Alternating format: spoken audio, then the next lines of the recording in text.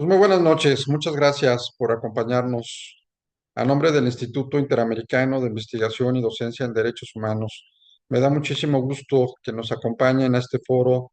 Es un programa que hemos creado para profundizar en el tema de la dignidad humana, un máster especializado en temas de dignidad, donde hemos tenido la oportunidad de visualizar esta temática tan compleja de los derechos humanos desde un punto de vista legal, filosófico, antropológico, tanatológico, jurídico, de derechos humanos. Y ahora una parte muy importante que es aquella visión de la dignidad humana bajo una perspectiva de la psicología. No podemos hablar de derechos humanos, no podemos decir que los entendemos si no vamos a la raíz de lo fundamental, lo básico, lo esencial, que es el conocimiento de la dignidad humana. Y hoy, para podernos hablar de este tema, me da mucho gusto darle la más cordial bienvenida a Estefanía Guerrero, quien nos ha hecho favor de acompañarnos ya en algunos foros disertando estos temas desde la perspectiva de la psicología, con su experiencia ya práctica como expositora, inclusive en temas de psicología. Me da muchísimo gusto darle la más cordial bienvenida. Gracias, Estefanía, por acompañarnos, por este tema tan apasionante que es la parte de la psicología, cómo influye, cómo podemos nosotros entender mejor esta parte de la dignidad humana con esta perspectiva que para nosotros es nueva, pero es, creo yo, de las más importantes e interesantes. Así es que, sin mayor preámbulo, le cedemos la voz a nuestra invitada y nuevamente bienvenidos y bienvenidas todas. Adelante, por favor, bienvenida, Estefanía. Muchas gracias. Hola, ¿cómo están? Buenas noches a todas y a todos. Bueno, primero que nada, muchas gracias por la invitación. La verdad es que es un honor estar para mí aquí hoy compartiendo espacio con ustedes. Ahora para hablar como acerca de una reflexión sobre la dignidad humana, pero desde un punto de vista psicológico. Sé que ya todos, bueno, antes, repito, mi nombre es Estefanía Guerrero Rojas, estoy aquí a sus órdenes para servirles. Si alguien tuviera alguna duda, en cualquier momento de la plática podría levantar su mano y podríamos atenderlo, pero me parece que al final va a haber una sesión de preguntas y respuestas, entonces, bueno, comentarios están abiertos porque luego les voy a hacer preguntas. Sé que ya lo han visto mucho estos días, pero ¿alguien puede decirme lo que es la dignidad humana? Ahorita que lo tienen tan fresco.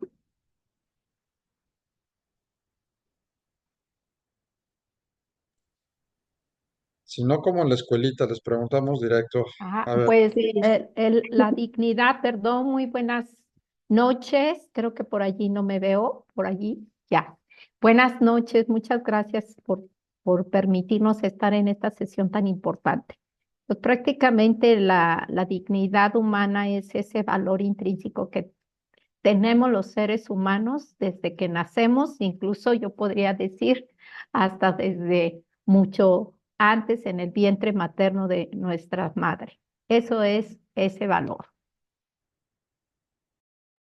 Muchas gracias, Rocío. Sí, precisamente cuando hablamos de dignidad humana, una de las primeras cosas que pensamos es que es algo que nos pertenece por el simple hecho de existir y no estamos equivocados porque ciertamente es ese valor que no debería depender de nuestra apariencia, de nuestros logros o de lo que los demás piensen de nosotros, ¿no?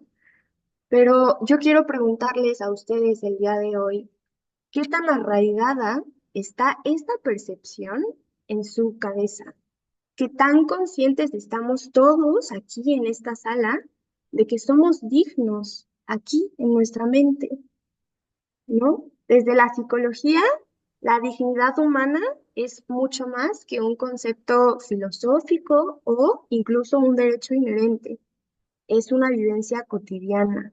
Es una construcción que puede ser o bien reforzada, pero también vulnerada por nuestras experiencias, nuestras relaciones y nuestros entornos. Hoy los quiero invitar a que exploremos cómo la psicología protege, ¿no? Entiende y en algunos casos hasta ayuda a reconstruir la dignidad humana. Vamos a reflexionar sobre cómo la dignidad se forma desde nuestras primeras relaciones, ¿no? En la infancia, cómo puede ser esta erosionada por el rechazo, la discriminación o el estigma, y cómo puede repararse cuando ha sido dañada.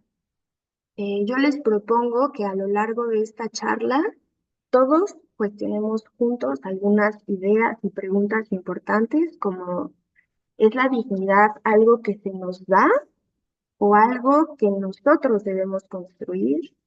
¿Qué papel juegan nuestras emociones y nuestras relaciones en esta construcción? Y sobre todo, ¿qué responsabilidad tenemos como individuos y como sociedad para proteger la dignidad de los demás? Mi objetivo es que al final de esta charla todos podamos mirar la dignidad humana con una nueva perspectiva, no solo como un derecho, ¿no? Sino como una necesidad profundamente arraigada en nuestros corazones y en nuestra mente. Así que, bueno, comencemos. Mm, Listo. Ok, la psicología humanista comienza en el siglo XX y no voy a darles una clase acerca de la historia de la psicología, pero sí quiero hacer este contexto porque esta corriente, el humanismo, surge como una respuesta a las corrientes predominantes de la época de ese entonces, que era el psicoanálisis y el conductismo. El psicoanálisis, que fue desarrollado por Freud, proponía como los temas inconscientes, como esos traumas de la infancia, como que te regresaban. El conductismo, por otro lado, ¿no? Propuesto por Skinner, decía que nuestro comportamiento estaba moldeado por estímulos y por respuestas. Para hacérselas más sencillo y en palabras más simples, a lo que quiero llegar es que tanto el psicoanálisis como el conductismo siempre fueron corrientes que como que determinaban a la persona y al ser humano dependiendo de sus circunstancias. Los definían, nos definen, ¿no? A partir de eso que ya vivimos en el pasado. El humanismo surge en el siglo XX como una contraposición a esas dos corrientes que eran muy predominantes. El humanismo no decía que nuestro pasado nos definiera, no negaba que nos condicionara, decía que sí, que el pasado influía, pero que todos y cada uno de nosotros teníamos como un potencial infinito para crecer y desapegarnos de eso que nos habían dicho que éramos o de eso que era nuestro ¿Mande? pasado. ¿Sí? Ok. Entonces, aquí les pongo a uno de los exponentes más importantes del humanismo, que fue Carl Rogers. Él decía, hablaba de algo que llamaba consideración positiva incondicional. Esto no es otra cosa que un respeto y una aceptación hacia los demás, sin importar sus errores o sus fallas. En terapia, en la práctica terapéutica, Carl Rogers aplicaba este principio casi que como una regla. Él decía que cuando entrábamos al consultorio y estábamos frente a otra persona, todos nuestros juicios debían de desaparecer, porque era la única manera en la que podíamos entender profunda y completamente a otra persona, cuando no la juzgábamos, ¿sí? Entonces, bueno, lo que defendía el humanismo era justamente esto, que la gente no debía de definirse en trastornos, ¿no? En enfermedades. El humanismo no diagnostica a nadie y lo acepta como la persona que es. Ahora viene algo interesante aquí, y es que nace un dilema a partir de como de esta posición que Carl Rogers tomaba, ¿no? Eh, si propone que debemos aceptar a los demás, sin importar cuáles sean sus errores o sus fallas, entonces nace este dilema de pensar que también deberíamos aceptar a alguien que ha cometido actos atroces, por ejemplo. Y yo sé que ustedes ya lo han visto, ¿no? En estas pláticas que han tenido, ya han tenido como este tipo de debates, pero aquí vamos a abordar la pregunta desde dos ángulos, desde el humanismo y desde la ética. Carl Rogers sostenía que la consideración positiva incondicional significa que aceptáramos a la persona, pero no necesariamente que aceptáramos sus acciones. Es decir, que podemos reconocer el valor intrínseco de un ser humano, pero sin justificar lo que ha hecho. En terapia, por ejemplo, un psicólogo humanista trataría de comprender a una persona incluso si ha cometido un crimen sin juzgarla inmediatamente, pero porque cree que la comprensión es el primer paso para el cambio. Eso obviamente no significa que las personas no deban asumir responsabilidades por sus actos. De hecho, Rogers diría que el verdadero crecimiento personal solo ocurre cuando uno se enfrenta a la verdad de sí mismo, es decir, que acepta lo que ha hecho. En este sentido, aceptar incondicionalmente a una persona no es lo mismo que absolverla de culpa. Pero bueno, ahora desde un punto de vista más social, ¿no? Como en esto de la ética, podemos preguntarnos, ¿la dignidad es algo que se pueda perder? ¿Ustedes qué opinan?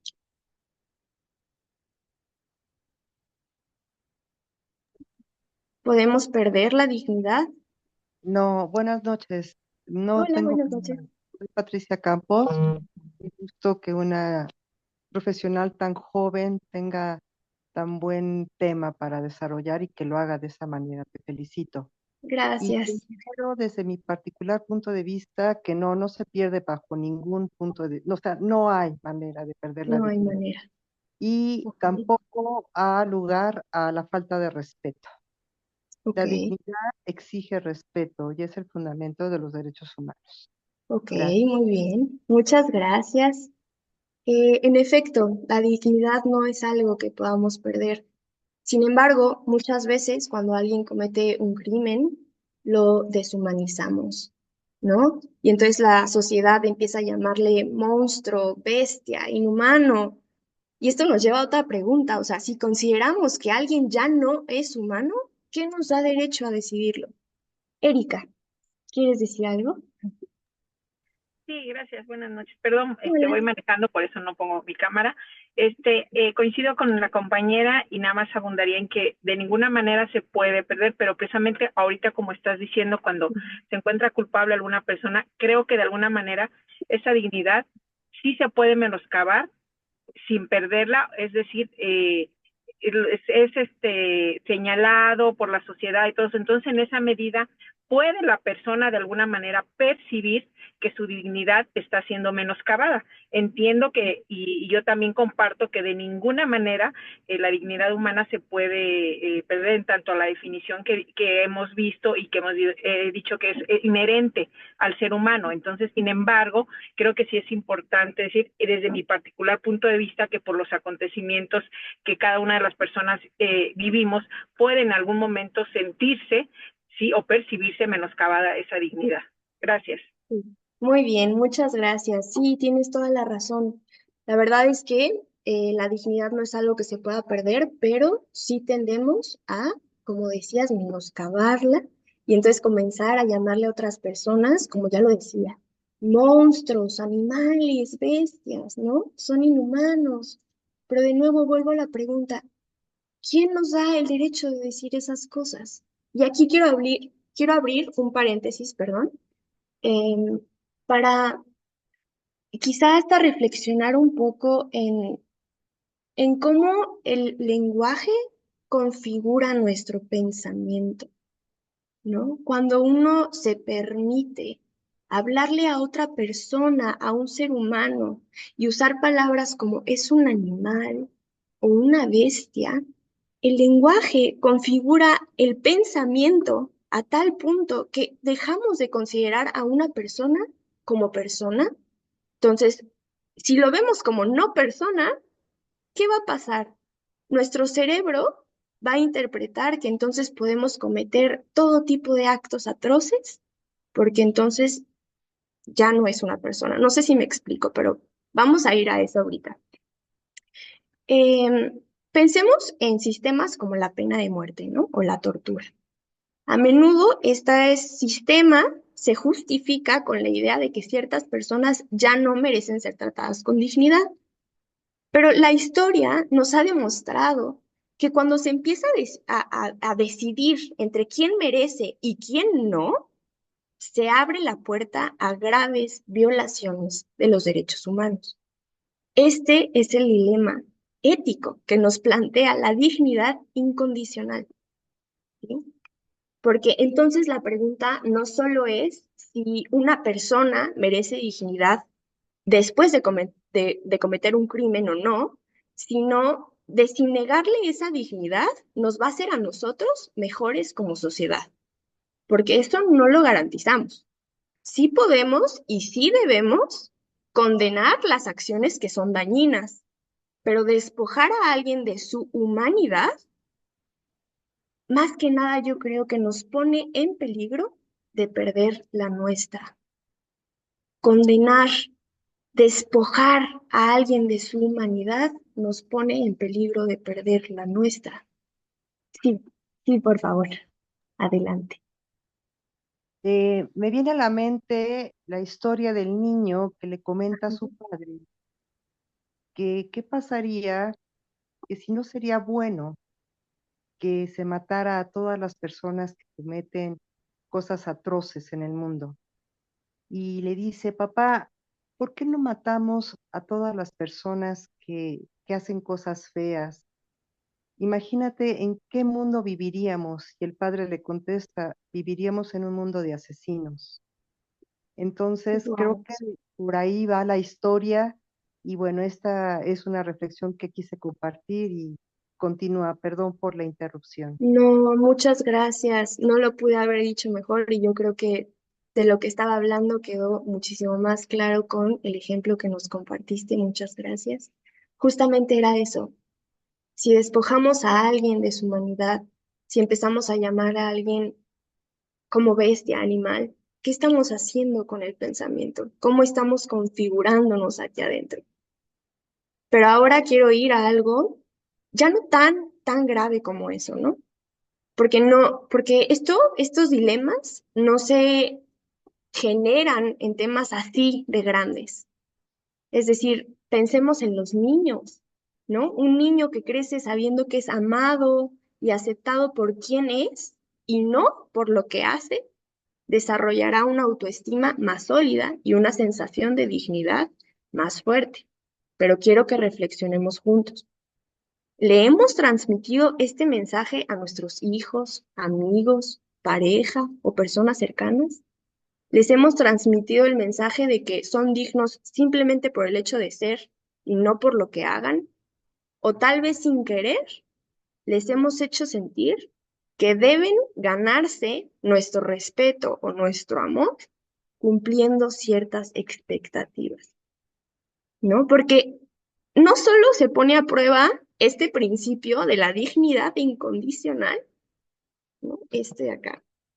La dignidad humana es incondicional y esto no solo se nos pone a prueba pensando en la pena de muerte, ¿eh?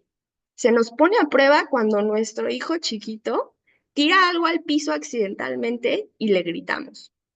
Se nos pone a prueba cuando nuestra pareja no hace lo que nosotros hubiéramos querido que hiciera y le retiramos el afecto.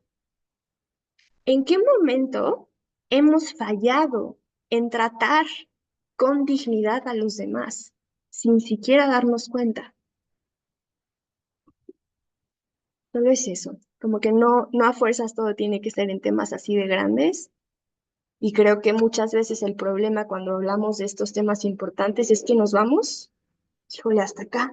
Y nos olvidamos que todos los días estamos viviendo una vida que involucra relaciones con más personas y que quizá no estemos tratando a dignidad a la gente o no nos estemos tratando con dignidad a nosotros mismos. Pero bueno, ahora sí, vamos a pasar a la dignidad de la infancia. Aquí les pongo, desde los primeros años de vida, la forma en que tratamos a un niño constituye la base de su autoestima. ¿Sí? La dignidad No es algo que los niños van a descubrir por sí solos, por arte de magia. Los niños no nacen sabiendo que son dignos. De hecho, solo adoptan esta idea porque alguien más se los enseñó. Nosotros, como adultos, ¿no? Les vamos formando a los niños en la cabeza cosas buenas o cosas malas. Y los niños podrían aprender que son dignos o, por el contrario, que no merecen nada, que no merecen vivir siquiera, ¿sí? Un niño que es tratado con dignidad aprende que su existencia tiene valor.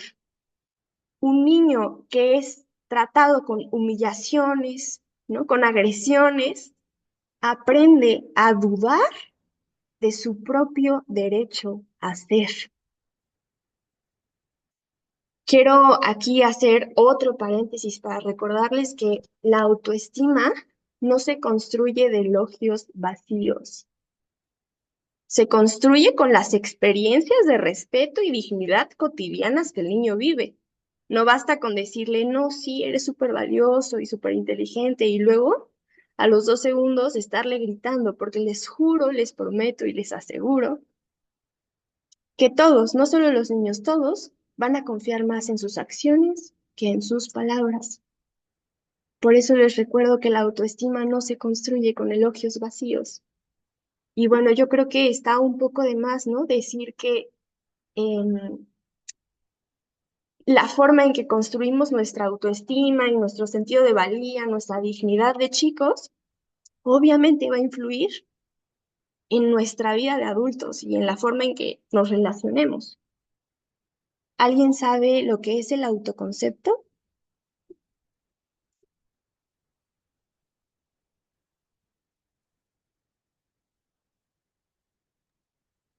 Nuevamente yo, es la percepción que tenemos de nosotros mismos.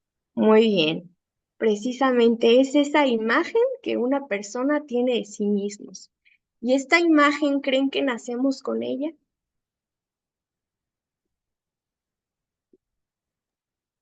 Nuevamente yo, por supuesto que no. Está Claro formada que por experiencia sí, por familiar, social, escolar, cultural, todo lo que vamos adquiriendo a través de nuestro desarrollo desde la infancia, es más, desde el vientre materno, considero. sí, perfecto. Es un hecho. Por supuesto que no. Por supuesto que uno no nace teniendo un autoconcepto de sí mismo. ¿Estamos condicionados? Sí. Sí, claro que sí. Nuestra forma de ver el mundo, nuestra forma de vernos a nosotros mismos está condicionada, claro. ¿Por quiénes? Por nuestros cuidadores principales, por quizá lo que nos dijeron que éramos en la infancia y adoptamos como una verdad, ¿no? Y ahora con esto tampoco quiero decir que entonces a cualquier persona que le hayan dicho cosas negativas en su infancia tiene que crecer siguiendo así toda la vida. Eso sería determinista y no lo somos. Las cosas se trabajan y podría cambiar, pero sí estamos condicionados. ¿Ok? Muy bien. Entonces, sí, justo los estudios en psicología han demostrado que un niño desarrolla su autoconcepto entre los 18 meses y los 3 años de edad. Después, en la infancia temprana, pues este autoconcepto se refuerza y obviamente que va a influir en su autoestima, ¿no? Y bueno, ya para recordarles de nuevo lo de la autoestima, no se construye con elogios vacíos, hay que hacer un esfuerzo y la dignidad es una vivencia cotidiana, como ya lo decíamos al inicio, ¿no? No es un debate que hagamos de vez en cuando, este, es una vivencia que todos los días tenemos que estar bien conscientes de cómo estamos nosotros tratando a los demás y nosotros tratándonos a nosotros mismos. ¿Alguien tiene alguna duda hasta aquí? ¿Algo que quiera decir? No, solamente muy importante lo que acabamos de estos conceptos tan relevantes, porque a veces precisamente concepto de autoconcepto, valga la expresión y la redundancia, Sí. la construyen más cuestiones externas, situaciones externas, que nosotros mismos descubrirnos a veces quiénes somos y de qué somos capaces de ser. porque nos casamos más con lo que nos dicen que fui y desde niños. Y a veces allí se quedan historias que nos hacen creer y que podemos tener problemas más adelante y frustrantes incluso, ¿no? Es muy importante esta parte, me quedo con ello. Gracias. Sí, gracias.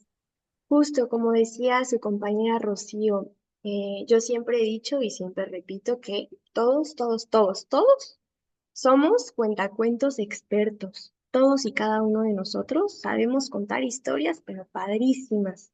Y no a fuerzas todas tienen que ser buenas, no. Sabemos contar historias perfecto de todo, de quiénes somos nosotros, de cómo nos tratan los demás, ¿no? De cómo es el mundo con nosotros, de cómo nos trata el mundo. Todo el tiempo estamos contándonos historias. Y aquí se me venía a la mente cuando Rocío estaba hablando. eh, Hay como una metáfora, ¿no? Que es como de que vas y te ves a un espejo que está lleno de tierra y de polvo y de telarañas y no te puedes ver, simplemente no puedes ver tu reflejo, no puedes ver quién eres hasta que quitas el polvo. ¿Quién es el polvo? Todas las historias que te han contado de ti, ¿no? Que no eres. Todo lo que los demás han ido condicionándote, ¿no? A pensar, quizá desde tu infancia, y tú has aceptado como verdad hasta que descubres que tienes que limpiar el espejo para poder encontrarte al final ahí, en tu reflejo, pero quitando todo, una vez que quitas el polvo. Entonces, justo eso es como ser bien conscientes de qué historias nos estamos contando acerca de nosotros y del mundo, porque de esas historias depende cómo vamos a actuar. Como la otra frase bien famosa de que lo que crees, creas, pues es real. Lo que sea que tú creas, eso es lo que vas a crear en el verbo crear, literal. Entonces, sí. Eh, sí, por favor, adelante.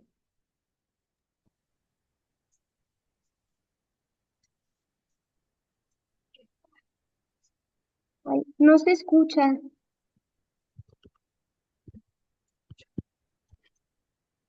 A ver, ¿sí se me escucha ya? Sí, ya, ahí Bueno, ya. mire, quería compartir lo siguiente. Primero, que es la primera vez que me uno a estas sesiones, y la segunda es precisamente en relación a lo que ha comentado usted, Estefanía. Sí. Creo que Carl Rogers marca una coyuntura histórica en el campo de la psicología, precisamente porque de esa psicología directiva, en ese contexto de un empuje de la democracia o de la sociedad democrática que se está viviendo en Estados Unidos y a nivel global, se hablaba de generar o incidir en la construcción de un personalismo social. O sea, la persona como sujeto social, si bien desde la psicología es el sujeto que experimenta o construye experiencias a través de los sentidos, también se entra en juego lo que sería la construcción de la persona y de su personalidad bajo el influjo cultural. Cuando digo cultural me refiero educativo, de esas vivencias o experiencias cotidianas hasta las vividas en los entornos institucionales y los lugares públicos.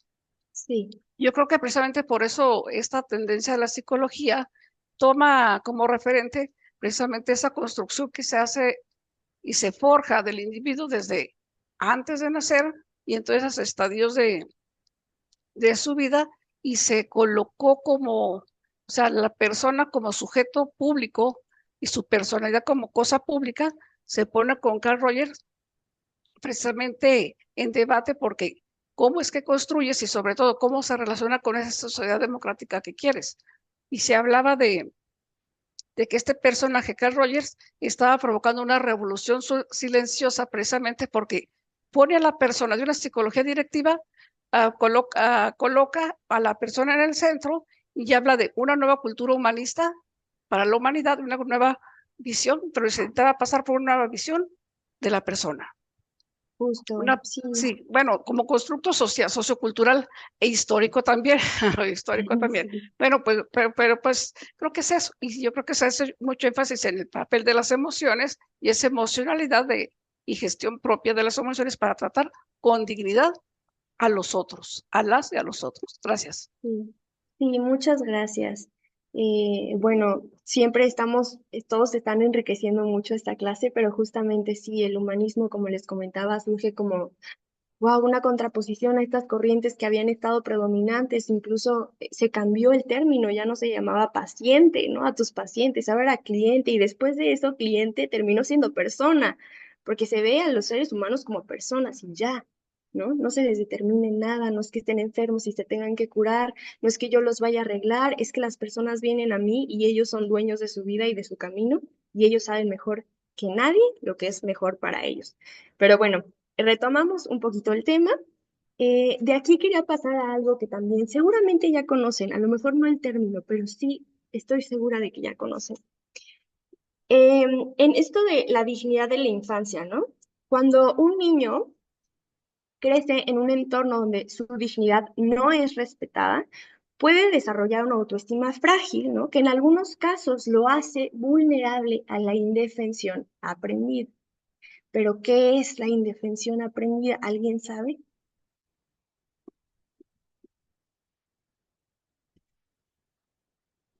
¿Alguien tiene una idea? Que no lo busquen en Google, nada más.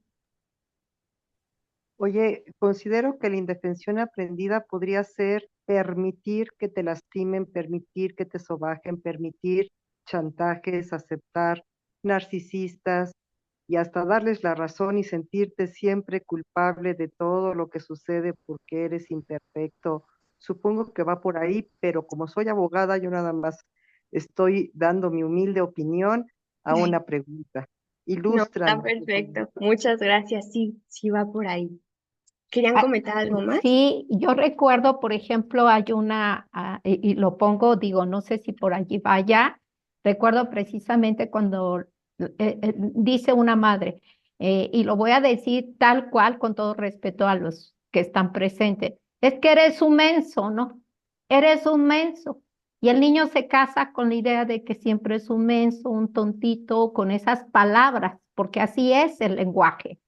Sí. Y el niño, cuando tú le dices en las escuelas, oye, mi amor, pues haz esto, no, es que soy un menso, ¿no? Y acaba diciendo, no puedo hacer las cosas porque aprendí a que toda la vida me dijeron que yo no podía, por esa calificativo al fin, y te casas con ese lenguaje y te la vas creyendo desde la infancia. Sí. Eso es. Muy bien, muchas gracias a las dos por compartir. Están, van muy bien. Yo diría que están en lo correcto. ¿Alguien más quiere compartir antes de avanzar?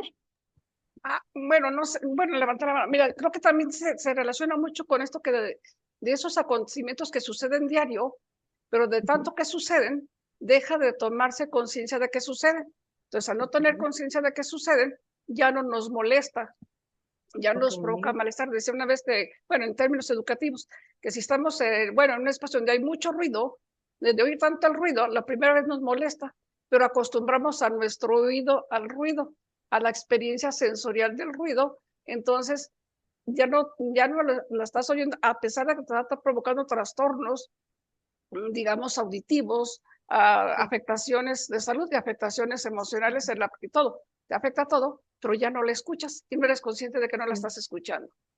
Sí. También más o menos tiene que ver con eso. A ver, antes de seguir, antes de como explicar lo que les iba a decir, adelante, Patti. Gracias. Oye, ¿no será como el síndrome de la rana, luego de los sapos, que están en un caldero y se va Ah, calentando, calentando, calentando el agua y esa capacidad de irse adaptando hasta ok. que se mueren y ya no hacen por salvarse? ¿No te Ok. refieres mucho a eso? Más o menos, ahorita les explico bien, pero sí, esto que comentaban ahorita las dos tiene que ver con algo que yo creo que ya también han escuchado, que nosotros nos sentimos cómodos en lo familiar, ¿no? Da igual si lo familiar es catastrófico o si lo familiar nos hace mucho bien, nosotros nos sentimos cómodos ahí, ¿no? Por más que nos duela, por más que nos afecte, como que convertimos nuestra vida en eso y ya, y no pasa nada, como decía su compañera. Puede haber mucho ruido, yo ya ni lo escucho, ya me acostumbré, ya, así estoy bien, así estoy cómoda, ¿sí? Pero sí se relaciona, pero déjenme les explico. Hubo un experimento muy famoso. Es que no quiero cambiarla esta porque ya van a saber, pero Ahí les pongo un dibujito, yo creo que ahí ya van a saber más. ¿Qué es lo que me acaban de decir? Hubo un experimento muy famoso de Martin Seligman que descubrió, ¿no? A partir de este experimento, que si un ser humano o un animal sufre abusos o fracasos repetidos sin poder hacer nada al respecto, llega un punto en el que se rinde. El experimento que hizo Seligman, el experimento original, lo hizo con perros. Entonces, a algunos perros se les ponía en una jaula, ¿no? En una jaula donde el suelo estaba electrificado. Les daba descargas eléctricas leves, pero les daba descargas eléctricas. Al principio, obviamente, los perros se querían escapar, pero cuando se daban cuenta de que no había forma de salir, dejaban de intentarlo. Aun cuando después se les daba una salida, aun cuando después se les abría la jaula, ya los perros ya no se salían, se quedaban inmóviles, se quedaban resignados, ¿no? Entonces yo les pongo acá, no les puse las fotitos de los perritos, pero sí les puse este que es bien famoso, que es el elefante que está amarrado a un clavo, ¿no? Que yo creo que ya lo hemos escuchado varias veces, y es que el elefantito creció, ¿no? Chiquitito, y no se podía salir cuando estaba chiquito y lo intentó día y noche, pero estaba chiquito, que no tenía tantas fuerzas para zafarse, y entonces cuando crece y ya es un animal de este tamañote, piensa que aún así no lo va a poder hacer. ¿Por qué? Porque ya lo intentó tanto que él ya se creyó que no, que es imposible. Ya ni siquiera se da cuenta de su tamaño, simplemente se rindió. Ahora, yo les quiero preguntar, en los humanos, porque ahorita estamos hablando de un elefante y de un perro, pero en los humanos, ¿cómo se vería esto? ¿Cómo se vería la indefensión aprendida? ¿Qué situaciones pasarían los humanos?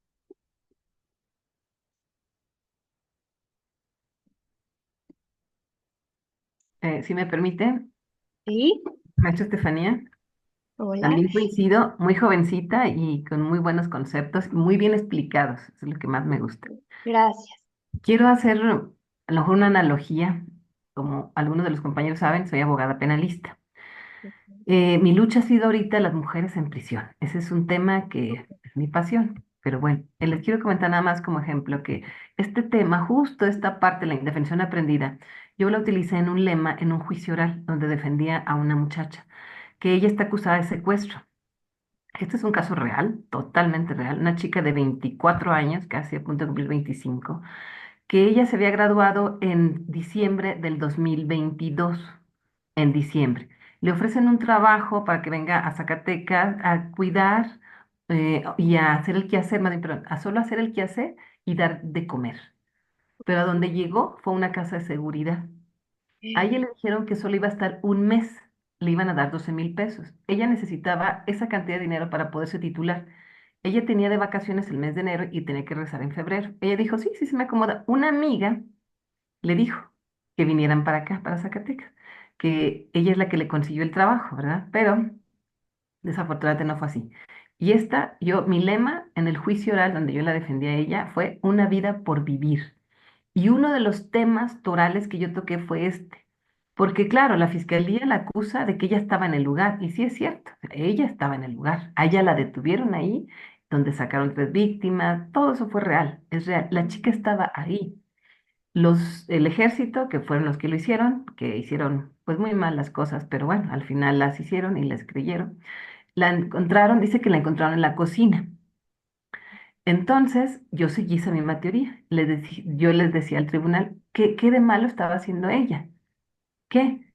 Y entonces yo manejé esto como indefensión emprendida porque ella, aun y cuando debió haber salido ella en enero, terminando enero, ella se queda hasta febrero y los detienen el 14 de febrero. O sea, ella se quedó más tiempo del que debía haberse quedado.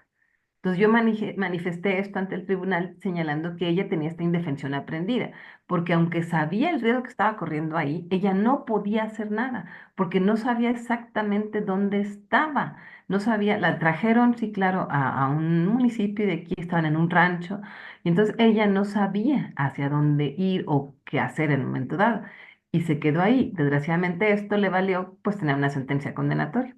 Tuvo una sentencia de 60 años de prisión, muy lamentable, porque es una chica universitaria, recién egresada, y como yo lo dije, con una vida por vivir, con un niño de 6 años, mamá soltera, y bueno, pues ni modo, se quedó así, vamos a la apelación y vamos a ver qué pasa. Gracias. Gracias por compartir, Yolanda. Espero que a los demás les haya servido también ese ejemplo. Eh, sí, justo, en los humanos, la indefensión aprendida se puede ver como personas, ¿no? En relaciones abusivas, quizá, que terminan creyendo que ya no merecen nada mejor, entonces se quedan ahí, como trabajadores en entornos laborales hostiles, que terminan creyendo, no sé, que pierden la confianza en sí mismos. Entonces aquí es donde la dignidad juega un papel crucial. Si alguien pierde la percepción de su propia dignidad, deja de luchar, deja de creer que merece más.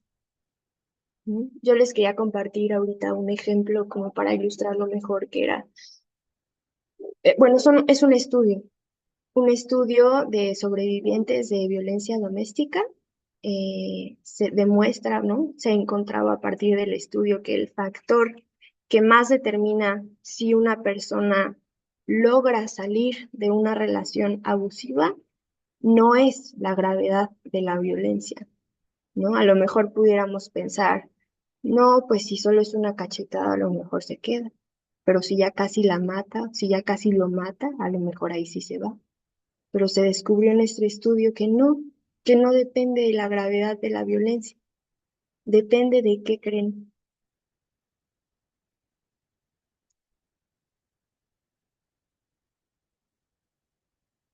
Depende, perdón, creí que iban a contestar, pero yo les digo, depende de la percepción de la dignidad de la persona, ¿no? Depende de si esa persona aún cree que merece respeto, y esas personas son las más probables que puedan romper el ciclo. ¿Pero de qué depende? Más que de la gravedad de la violencia, depende de si esa persona se cree digna de otra cosa. Y aquí volvemos a lo mismo. ¿Qué historias nos estamos contando acerca de lo que valemos, de lo que merecemos, de por qué nos pasan las cosas?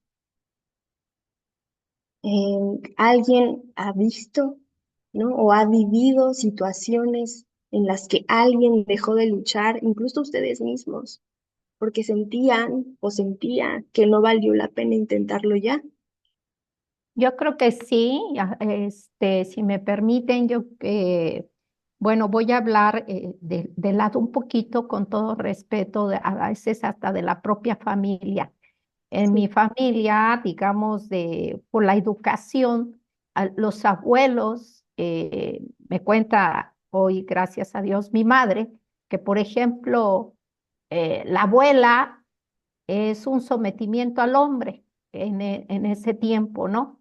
Entonces, el hecho de que llevaba hasta el plato y agachaba la cabeza porque mirarlo en una posición de frente a frente, pues era una cuestión de falta de respeto al caballero o a su esposo, ¿no? El servirle agachada era la sumisión que existía de parte de la mujer, ¿no? ¿Cuántas veces no escuchamos el de pégame pero no me dejes, ¿no? Porque a veces la mujer todavía, desafortunadamente, existen en varias localidades, no sé, la cultura, la educación, la idiosincrasia, todavía tenemos mucho que trabajar en el aspecto de la mujer, ese sometimiento, ¿verdad? Ese sufrimiento, ese abuso, o decir, es que no puedo ir, o sea, pues sal a trabajar y todo. Cuesta mucho romper el círculo, romper ese paradigma donde fueron construidas educaciones muy respetables, pero también pisoteando la dignidad de la mujer. Entonces, como también del hombre hoy en día, ¿eh? O sea, sea hombre o mujer, se ven aspectos, pero digo, muy marcado estuvo en tiempos y todavía hay sus honrosas situaciones que precisamente porque no, lo acaba de decir muy bien, doctora Estefanía, eh, esta parte de no, ahora sí, de dejar de percibir nuestra propia dignidad, yo creo que es algo muy fatal, muy crítico y que desafortunadamente todavía existe en este pleno siglo XXI. ¿Es cuanto? Sí, muchas gracias, Rocío. Gracias por compartir también una experiencia pues personal, ¿no? De tu familia. Todo aquí es confidencial, ¿verdad? Pati. Gracias por darme la voz. Siguiendo lo que refería Rocío, fíjate que en muchas familias se da, no quiero decir la mía porque no me quiero balconear, muchas familias que, bueno, son profesionales con especialidades y con maestrías, etcétera, y bueno, eh, no personas, no quiero denostar personas de campo, no, personas que han pasado por la universidad, aún tienen ciertos atavismos con relación al rol de las mujeres. Fíjense que cuando yo estaba casada, yo le comenté a mi padre que, bueno, pues yo me sentía feliz. Y entonces su respuesta fue, yo no te dije que te casaras, es tu cruz y la tienes que llevar con dignidad. Por supuesto, fue un balde de agua y por supuesto me separé, después me divorcié tras unos años de armoniosas peleas y porque había el niño, etcétera. Pero esto que se comenta de la violencia, y que se ha comentado muchísimo, y de la dignidad, y lo que tú refieres es tan cierto. A veces tenemos nuestros cuentos externos y podemos platicar en dónde trabajamos, lo que vemos de la puerta de la casa hacia afuera, pero también contamos con nuestras historias y también hemos cometido errores y también hemos hasta maltratado a nuestros hijos, quienes tengamos hijos, sin querer, por supuesto, digo, somos personas y todos somos falibles, pero estas charlas y este momento de reflexión, pues nos hace como una sacudida al alma. Es interesantísimo, además, cómo lo estás llevando, es un deleite y enriqueces muchísimo y tocas muchas fibras muy importantes, no nada más como profesionales, sino como seres humanos, y de esto se trata, de, de empatizar de veras, así no profesional, sino con el tuétano de qué se trata la dignidad. Te felicito y espero que haya más participaciones. Bravo, bravo. Gracias. Ay, muchas gracias, de verdad. Gracias, gracias. Sí, justo vuelvo a repetir el tema de las historias, porque ahorita me venía algo a la cabeza con lo que nos acabas de compartir. Eh, Pueden ser historias de todo tipo, o sea, podemos estar en el lugar en donde no queremos estar, ya sea porque creamos que no merecemos algo mejor, porque creamos que va a ser más difícil, muy difícil para nosotros encontrar otra cosa, o ya sea porque creamos que es la cruz que debemos cargar, ¿no? Hay muchas historias que nos podemos contar al respecto, pero todas, todas, todas influyen en cómo actuamos en nuestra vida diaria. Entonces, ya sea que crean que es su cruz, lo que sea que crean, reflexionen y cuestionense acerca de las historias que cada uno de ustedes está contando, ¿no? En las situaciones difíciles de su vida, porque en esas historias es donde van a encontrar por qué están actuando desde donde actúan. Em, bueno, ¿alguien sabe, alguien, no sé, se le ocurre algo de cómo una persona con indefensión aprendida, quizá una persona que no se siente digna, cómo podría alguien recuperar la dignidad? ¿Se les ocurre?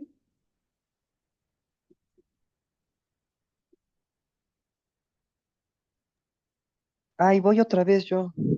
Pues yo creo que asumiéndote, respetándote, Sí. sabiéndote, Ok. reconociéndote y tratar de romper los patrones que evidentemente son visibles, valga la redundancia metafórica, son visibles de que son erróneos. Sí, Creo que la responsabilidad que se tiene para el autorrespeto es básica. ¿Es cuánto? sí. Ok, muchas gracias. Por acá tenemos la mano levantada. Sí. Sí, pues, bueno, indudablemente ya lo mencionó ahorita la compañera que me antecedió. Yo creo que es precisamente mediante la reconstrucción de la autoestima, el autoconcepto, y Ujú. entra en juego precisamente las reconstrucción o gestión de la reconstrucción de esas gestiones, de esas emocionalidades para llegar pues, a una percepción positiva de ella misma, de la Sí, persona que está, digamos, en situación de fragilidad interior o subjetiva. sí, muy bien, muy bien. Erika. Gracias. Se me ocurre, no sé si sea correcto, a lo mejor con todo ese tema, creo que también parte de la indefensión aprendida es que no, se normaliza por parte de la persona todas las Ujú. conductas o todo lo que está viviendo. Entonces llega un momento en dado que para ella todo es normal y como decíamos, los ejemplos que ponían, no aspira a algo más que a eso. Entonces Sí, yo creo que a lo mejor una de las cuestiones puede ser que en el momento que la persona deje de asumir que lo que está ocurriendo, a lo mejor la conducta que están teniendo hacia ella, las palabras que están teniendo hacia ella, no son normales, a lo mejor eso le permite a ella de alguna manera recomponerse, reestructurar y ver las cosas de otra perspectiva y en esa medida recobrar de alguna manera o reconstruir la dignidad que se menoscabó, a lo mejor ella sin saberlo, sin sentirlo, pero por esas conductas, cualquiera que sea, o palabras o lo que sea, o conductas verbales que de alguna manera le denostaron o le menoscabaron esa dignidad. sí, muy bien. Sí, justo. Aquí se me ocurrió otra cosa. Vamos a irnos ya más o menos rapidito. Ya nada más nos falta una cosa por ver y acabamos la sesión para continuar con las preguntas, que en realidad ya fue muy dinámica la clase, me encantó. Pero eh, justo, se me fue. Mm,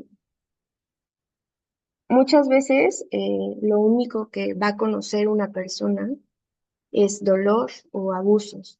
Va a ser lo único que va a conocer. Va a ser lo familiar para esa persona. Y no importa si en algún punto de su vida encuentra a alguien, ¿no? Que lo trata muy bien, que la trata muy bien, que la hace o lo hace sentir digno.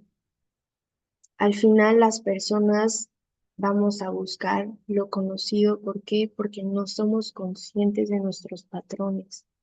¿Cómo podemos aprender a buscar no lo conocido, sino lo que nos hace bien, haciéndonos conscientes de dónde está nuestra zona de confort y por qué es que de repente nos llega una oportunidad a lo mejor de éxito laboral, a lo mejor una oportunidad amorosa, lo que sea?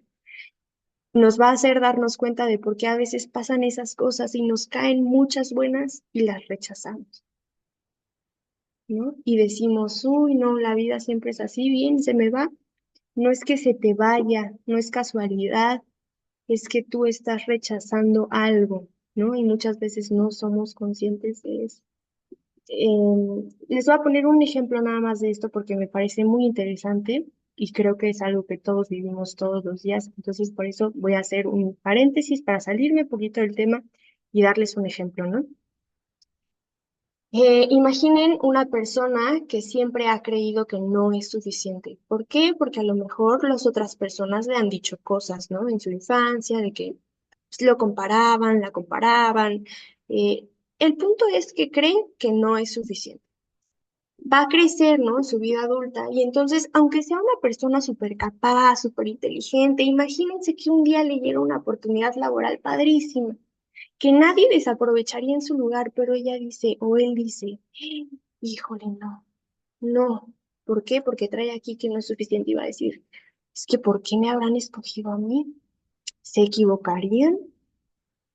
pero ¿sabes qué? Esta oportunidad sí es buena y sí, sí, como que sí, pero mejor yo tengo otra persona que conozco que es mejor que yo. Seguramente lo va a hacer mejor, entonces pues hasta lo voy a canalizar mejor con mi amigo, con mi amiga. ¿Sí me explico? Y al final no va a tener nunca el trabajo padrísimo, no va a tener nunca la relación amorosa perfecta, ¿no? No va a tener nunca como ciertas cosas y va a decir, siempre me pasa esto. No tengo nada porque efectivamente no soy suficiente. No estoy en el trabajo que me merezco porque no soy suficiente, ¿no? No, más bien, no estoy en el trabajo que quiero, no que me merezco, porque ellos no creen que se lo merezcan.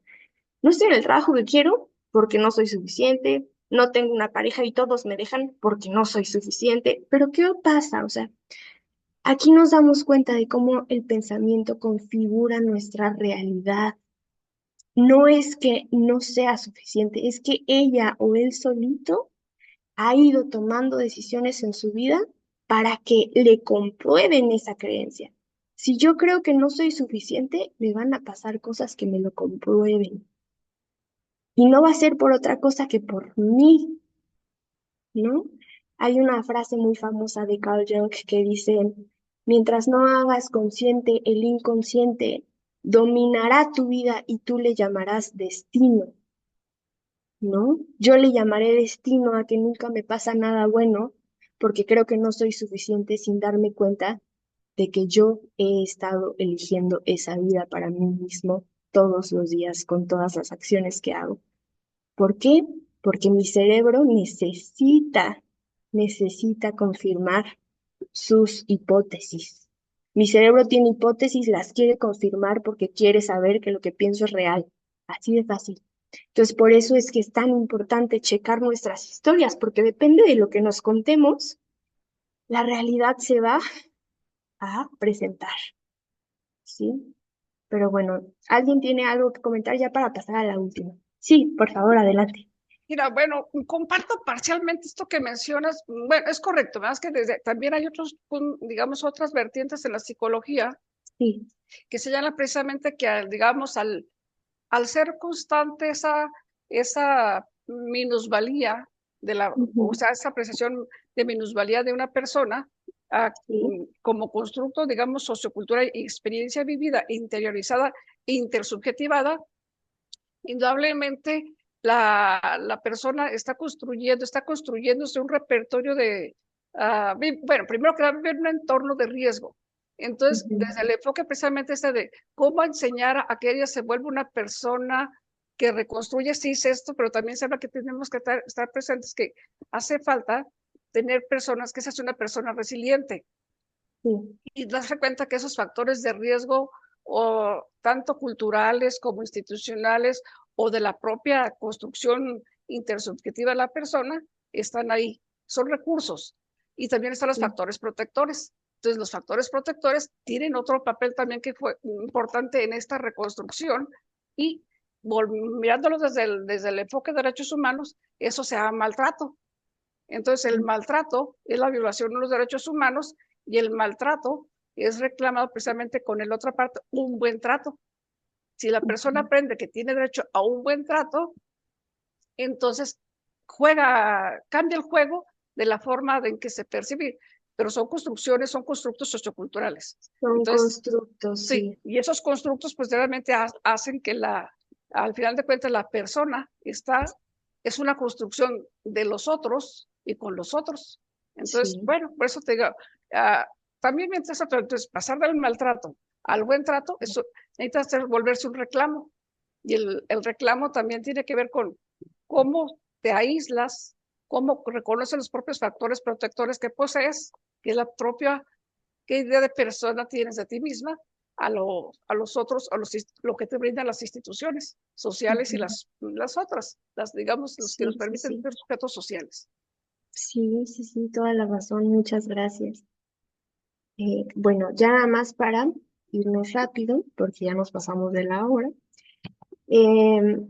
Les ponía aquí un apartado, pero quiero especificarles que ciertamente implica mucho más trabajo el que voy a mencionar, ¿no? Y aparte esta charla tampoco pretende ser una guía como para cómo rescatar la dignidad. No pretendo eso con la charla del día de hoy, pero Me gustó, ¿no? En la planeación de la charla que tuviéramos como varias cosas de donde sacar información.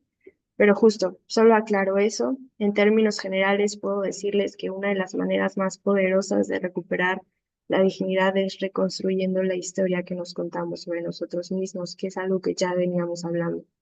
Es, como decíamos, reconstruir estos constructos mentales que tenemos, ¿no? Entonces, esto, contándonos historias beneficiosas, obviamente que también no podemos hablar de recuperar la dignidad sin hablar y mencionar los entornos. Muchas veces la dignidad se pierde porque estamos en lugares o relaciones que la erosionan. Quiero que piensen en las personas con las que pasan más tiempo, cómo los hacen sentir valiosos o los hacen sentir minúsculos. De eso también depende. Recuperar la dignidad también significa alejarse de donde no la respetan. Y lo último es que la dignidad no solo se recupera con pensamientos y con reflexión, hace falta evidencias de esos pensamientos, como con acciones que nos comprueben esos pensamientos, porque no basta, ¿no? Mirarnos al espejo todos los días y decir que somos merecedores de amor y de respeto y mantras y repetirlo todos los días 5 minutos. Es bueno, sí, pero no basta. Tiene que haber evidencias, les repito, como con acciones. Entonces, eso no va a servir de nada, ¿no? Pararse al espejo 5 minutos no va a servir de nada si la próxima vez que les pidan algo que no quieren hacer, vuelven a decir que sí. ¿Sí? Todo el trabajo se va a caer. ¿Por qué? Porque no solo se trata de reflexión, se trata de hacer. Y bueno, ya, pues para finalizar, no es muy fácil hablar de la dignidad como un derecho universal. Lo difícil es vivirla. La próxima vez que se enfrenten a una situación difícil con alguien, la próxima vez que sientan la tentación de juzgar o de retirar el afecto porque alguien no cumplió sus expectativas, pregúntense, ¿estoy tratando a esta persona como alguien que merece respeto y comprensión, incluso si no estoy de acuerdo con sus acciones? Porque la dignidad no solo se defiende en discursos, en leyes o en debates filosóficos. La dignidad se defiende en lo cotidiano, se defiende en la forma en la que le hablamos a nuestros hijos, en cómo respondemos ante un error, en si elegimos escuchar antes de condenar. Si queremos construir una sociedad más justa, más humana, necesitamos empezar por recordar que la dignidad no es solamente un derecho, es una práctica que hacemos todos los días. Entonces les quiero dejar esta pregunta final y les quiero decir, ¿qué van a hacer hoy? ¿Cómo van a ejercer hoy la dignidad en su vida? Y eso sería todo por mi parte. Muchas gracias. Muchas gracias. La verdad coincido con las participaciones anteriores que ha sido sumamente interesante. Felicidades, porque son temas que difícilmente conocemos por nuestras áreas de especialidad y que son fundamentales para poder entender la dignidad humana. Es cierto, si yo no tengo una concepción real de quién soy, ¿no? De cuánto valgo, me han menospreciado. He tenido una historia de vida que me ha generado una mala imagen de mi ser como tal, como valioso por el simple hecho de ser humano. Y me quedo con esa construcción, ¿no? Con esa idea y por supuesto se va a menoscabar la idea de la dignidad humana. Lo anormal se convierte en cotidiano. Lo que viven muchas personas de maltrato, de violencia, de abusos, por las historias de vida, muchas veces ese concepto de dignidad se va disminuyendo a tal grado que se sienten no merecedores de aquello que es propio e intrínseco de la persona humana, ¿no? Entonces, creo que todo esto que nos has hecho reflexionar, pues para muchos es algo novedoso, es algo diferente, es algo que tenemos que ir construyendo el lenguaje, efectivamente, los estereotipos, lenguajes, cuestiones que normalmente cuando se resuelven los casos donde se hable de la violación a un derecho humano, que como premisa fundamental jamás podrá separarse de la dignidad, o sea, van de la mano, pues necesitamos conocer las causas y las consecuencias y qué está pasando. Y efectivamente, empezar por nosotros creo que puede ser un factor fundamental. Muchísimas gracias. Pues bueno, no sé si alguien quisiera hacer el uso de la voz. Adelante, por favor. Tenemos unos minutos todavía aquí con nuestra invitada para alguna inquietud que quisieran compartir. Nada más sería, por favor, que habiliten su micrófono y bienvenidas, ¿no? Cualquier pregunta que quieran hacernos, adelante, por favor. Sí, adelante. Pues nada más felicitar a la doctora Estefanía. Eh, yo creo que desde nuestras disciplinas siempre veíamos el concepto de dignidad como lo acaba atinadamente de señalar. Que no quede, me quedo con esa moraleja, digámoslo así, que no quede nada más en un poema, que no quede en una parte filosófica, que no quede en una norma, que sin embargo tenemos un quehacer del día a día, de decirle hoy a nuestros niños que allí viene una nueva sociedad, que los queremos muchos para que ellos sean mejores seres humanos cada día. Es cuanto. Muchas gracias, de verdad, gracias. Si alguien más quiere hacer el uso de la voz, hay una participación aquí en el chat. Excelente exposición, muchas felicidades. Muchas gracias por aquí. Hay otra intervención. La dignidad humana es el elemento que contamos todos simplemente por el hecho de seres humanos, base de los derechos humanos y que cuenta con las características como irrenunciable, universal, igual para todos, entre otras cosas. Muchísimas gracias. Por aquí, bien. Pues yo creo que nos quedamos con muchas reflexiones, sobre todo esta parte de que la dignidad humana es incondicional y como consecuencia no se puede, por estereotipos o por las circunstancias externas, menoscabar.